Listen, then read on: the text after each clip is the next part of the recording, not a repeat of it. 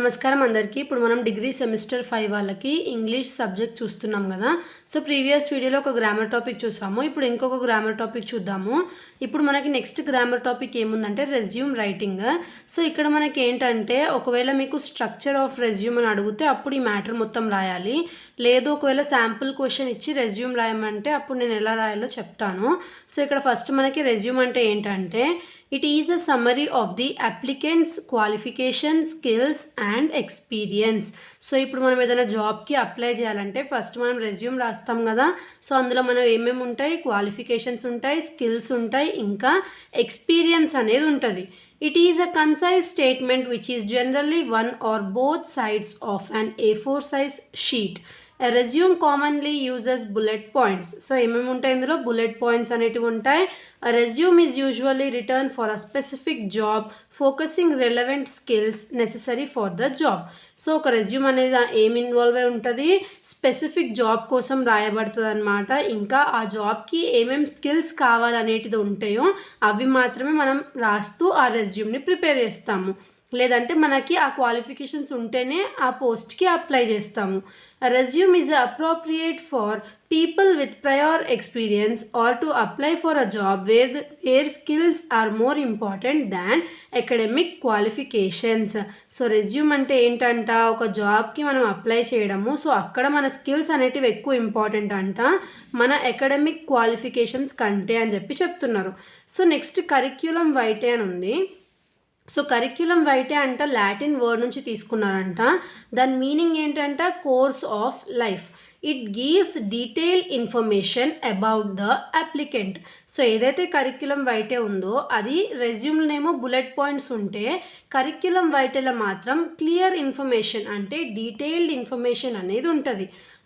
Apart from the academic qualifications, professional experiences, it also includes hobbies, extracurricular activities, awards, honours. So ఇక్కడ ఏం చెప్తున్నారు, ఇక్కడ only రెజ్యూమ్లో మనకి ఏవైతే స్కిల్స్ కావాలి జాబ్కి అవి ఉంటాయి. ప్లస్ ఇందులో ఆ స్కిల్స్ మాత్రమే చాలా ఇంపార్టెంట్, జాబ్కి కావాల్సిన స్కిల్స్ మాత్రమే ఇంపార్టెంట్గా చూస్తారు. అదే కరిక్యులం వైటేలో మన academic qualifications, professional qualifications, hobbies, మనకేమన్నా ఎక్స్ట్రా కరిక్యులర్ యాక్టివిటీస్ ఉంటే అవి, మనం అవార్డ్స్, హానర్స్ అవన్నీ కూడా ఇందులో మెన్షన్ చేస్తాము. If you wish to apply for a job, the CV should be sent with a covering letter to brief the employer about your present status and career objective. ఒకవేళ మనం ఏదైనా జాబ్కి apply చేస్తున్నాము, apply చేసేటప్పుడు resume కాకుండా CV పంపిస్తున్నాం వాళ్ళకంటే CVతో పాటు ఒక covering letter. So covering letter అంటే ఏంటిది, నేను చెప్పాను కదా ఫార్మల్గా ఒక లెటర్ రాయాలని చెప్పి ఇంటర్మీడియట్ సిలబస్ ఎక్స్ప్లెయిన్ చేసేటప్పుడు. సో అదే ఇక్కడ అప్లికేబుల్ అవుతుంది అనమాట. మీరు ఒకవేళ జాబ్కి వెళ్ళేటప్పుడు ఏదన్నా అప్పుడు రెజ్యూమ్ కాకుండా వాళ్ళు మీకు CV అడిగితే దాంతోపాటు కవర్ లెటర్ అటాచ్ చేసి కంపల్సరీగా పంపించాలి. అసలు CVకి ఉన్న జనరల్ ఫీచర్స్ ఏంటివి, it should be typed in a simple layout, సింపుల్గా ఉండాలి. The heading should be underlined in bold are underlined. So heading అనేది అండర్లైన్ అన్న చేసి ఉండాలి, లేదంటే బోల్డ్గా ఉండాలి. బోల్డ్గా అంటే కొంచెం డార్క్గా ఇలా మనకి ఇట్లా హైలైట్ చేసినట్టు ఎలా కనిపిస్తుంది ఇక్కడ రెజ్యూమ్ రైటింగ్ అలా ఉండాలి. Spell check with careful formatting of the information. Spellings అన్నీ కరెక్ట్గా ఉండాలి, సో చెక్ చేసుకోవాలన్నమాట. Do not use colours and give unnecessary information. Colours అలా హైలైట్ చేయడం అవసరం లేదు, ఇంకా ఏదైతే నెసెసరీ ఇన్ఫర్మేషన్ ఉందో అది మాత్రమే యూస్ చేయాలి. Keep it simple and short to communicate the information effectively. So ఏదైతే పాయింట్ టు ద పాయింట్ ఉందో అవి ఎక్స్ప్లెయిన్ చేయడానికి ఎక్కువ ట్రై చేయాలి. Structure of the CV. So CVలో మెయిన్గా ఏమేమి ఉండాలి, ఫస్ట్ పర్సనల్ ఇన్ఫర్మేషన్ ఉండాలి మనది. అంటే name, date of birth, age, postal address, తర్వాత కాంటాక్ట్, ఫోన్ నెంబర్ ఏదైతే ఉందో అది, ఇంకా ఈమెయిల్ ID. సో అవన్నీ మనకి స్ట్రక్చర్ ఆఫ్ CVలో ఫస్ట్ స్టెప్ అనమాట. సెకండ్ మన ఎడ్యుకేషన్ రిలేటెడ్ ఉండాలి. అవి ఎలా ఉండాలి, హయ్యర్ క్వాలిఫికేషన్స్ నుంచి లో వరకు ఉండాలి. అంటే గ్రాడ్యుయేట్, ఇంటర్మీడియట్, తర్వాత SSC అట్లా రివర్స్లో ఉండాలన్నమాట. హయ్యర్ క్వాలిఫికేషన్ నుంచి లోవర్ క్వాలిఫికేషన్కి. Also mention diploma and certificate course from institutions. So ఒకవేళ మీరు గ్రాడ్యుయేట్ కన్నా ఇంకా పైన ఏమని చేస్తే అవన్నీ మెన్షన్ చేస్తూ దానికి సర్టిఫికేట్స్ కూడా ఏమన్నా వస్తే అవి అటాచ్ చేయొచ్చు అంట. నెక్స్ట్ ఇప్పుడు మనం ఒకవేళ రెజ్యూమ్ స్ట్రక్చర్ కాకుండా ఎగ్జామ్లో రెజ్యూమ్ ఒక క్వశ్చన్ ఇచ్చి దాన్ని బట్టి రాయమని అడిగినారు. సో ఫస్ట్ ఎలా రాస్తాం మనము, ఫస్ట్ నేమ్ రాస్తాం. మనది నేమ్ అయిపోయిన తర్వాత మన అడ్రస్, మొబైల్ నంబర్, ఈమెయిల్ రాస్తాం. సో ఇక్కడితో మన పర్సనల్ ఇన్ఫర్మేషన్ మొత్తం అయిపోయింది. నెక్స్ట్ ఎడ్యుకేషన్కి వచ్చేసరికి ఫస్ట్ మనం ఏం చేస్తాము, ఏదైతే మన ఎస్ఎస్సి ఉందో అది కింద రాస్తాము, ఆ తర్వాత ఇంటర్మీడియట్ రాస్తాము, దాని మీద ఏం రాస్తాము, డిగ్రీ రాస్తాము. డిగ్రీ అయిపోయిన తర్వాత పీజీ రాస్తాం పైన, అంటే రివర్స్లో రాస్తాం అన్నమాట. 10th 12th డిగ్రీ తర్వాత పీజీ అలా రాయాలి. తర్వాత ఎంప్లాయ్మెంట్లో కూడా సేమ్ అలానే, ఫస్ట్ మీరు ఏది చేస్తున్నారో కోర్సు దాన్ని కింద రాయాలి, ఇంకా ప్రజెంట్ ఏం చేస్తున్నారో దాన్ని పైన రాయాలి. ఆ తర్వాత మన ఇంట్రెస్ట్స్ ఏమైనా ఉంటే అవి రాయాలి, అవార్డ్స్ ఏమైనా వచ్చుంటే అవి రాయాలి. రెఫరీస్ అంటే మనని ఎవరన్నా ఆ జాబ్ కోసం రెఫర్ చేస్తున్నారు అంటే అలాంటి వాళ్ళ నేమ్స్ విత్ అడ్రస్ అన్నమాట మొత్తం మెన్షన్ చేయాలి ఈమెయిల్ ఐడితోని. తర్వాత మనకున్న స్కిల్స్, ఇంట్రెస్ట్స్, రిఫరెన్సెస్ ఇవన్నీ మెన్షన్ చేస్తే కంప్లీట్ అవుతుంది. సో ఇక్కడ మనకి కొంచెం క్వశ్చన్స్ ఇచ్చినారనమాట. సీవీ గురించి ఒకవేళ అడిగితే ఎగ్జామ్లో, లేదంటే స్ట్రక్చర్ ఆఫ్ సీవీ గురించి అడిగితే ఇవి మనం రాయాలి. సో సీవీ అంటే మనం ఏంటో చూసాం కదా, స్ట్రక్చర్ ఆఫ్ సీవీ కూడా చూసాము. ఫస్ట్ పర్సనల్ ఇన్ఫర్మేషన్ వస్తుంది, ఎడ్యుకేషన్ వస్తుంది, ఎక్స్పీరియన్స్ వస్తుంది, స్కిల్స్ వస్తాయి, ఇంట్రెస్ట్ అండ్ అచీవ్మెంట్స్ వస్తాయి, రిఫరెన్సెస్ వస్తాయి. అంటే సేమ్ దీనిలాగానే అనమాట. సో ఇదే అనుకోండి సీవీ. సో నెక్స్ట్ ఇప్పుడు మనకి క్వశ్చన్ ఇచ్చినారు. ఏమని క్వశ్చన్ ఇచ్చినారంటే 2 అడ్వర్టైజ్మెంట్స్ ఏమో ఉన్నాయంట. సో వాటిని చూస్తూ మీరు ఒక సీవీ రాయండి అని చెప్తున్నారు. సో ఇక్కడ మనకి అడ్వర్టైజ్మెంట్లో ఏ పోస్ట్ కోసం వాళ్ళు మనకి రెజ్యూమ్ రాయమంటున్నారు లేదంటే సీవీ రాయమంటున్నారో చూడాలి. సో ఇక్కడ మనకి అకౌంటెంట్ పోస్ట్ కావాలంటున్నారు.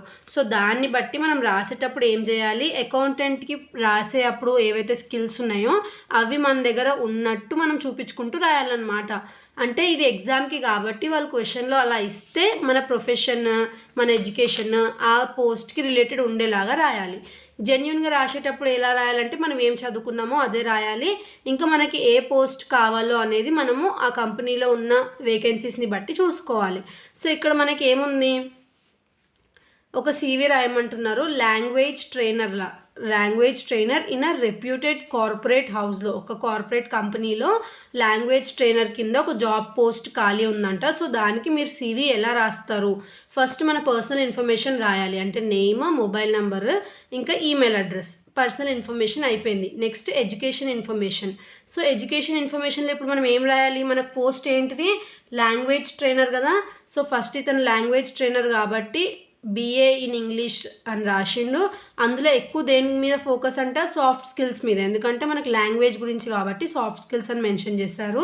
నెక్స్ట్ MA కూడా చేశారంటే ఇందులో కమ్యూనికేషన్ స్కిల్స్లో ఇంగ్లీష్ లాంగ్వేజ్ టీచింగ్లో. సో లాంగ్వేజ్ ట్రైనర్ కాబట్టి ఇక్కడ డీటెయిల్స్ అన్నిట్లో దాని రిలేటెడ్ లాగానే వాళ్ళు ఫిల్ చేసినారు అనమాట.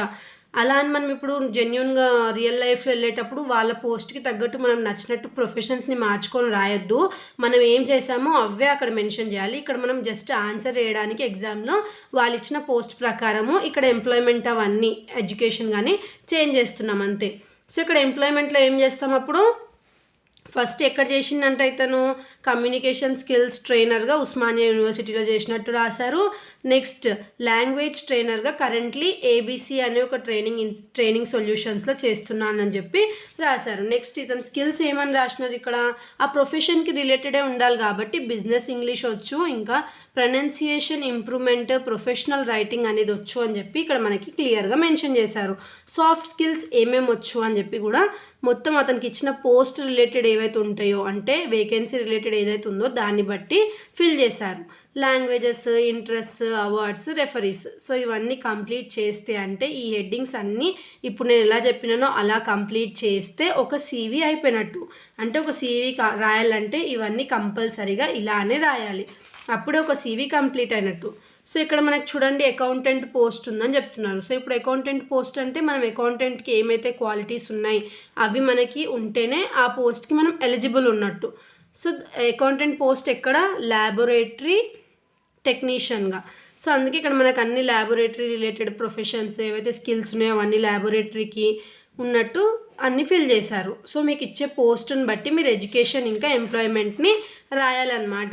ఒకవేళ సీవీ మీరు రాస్తేనే, సీవీ రాయాలంటే నేను చెప్పాను కదా ఫస్ట్ ఏం రాయాలి, personal information, education, employment, skills, ఏమైనా సర్టిఫికేషన్స్ ఉంటే అవి, ఇంట్రెస్ట్స్, అవార్డ్స్, తర్వాత లాస్ట్కి రెఫరీస్ ఎవరైతే ఉంటారో వాళ్ళ నేమ్స్, ఇంకా వాళ్ళ address, mail ID, mobile number అన్నీ రాస్తే మనకి రెజ్యూమ్ అంటే మనకి సీవీ అడగొచ్చు మ్యాక్సిమం ఎగ్జామ్లో క్వశ్చన్స్. అందుకే మనకి ఇక్కడ అన్ని ఎగ్జాంపుల్స్లో సీవీ ఇచ్చారు.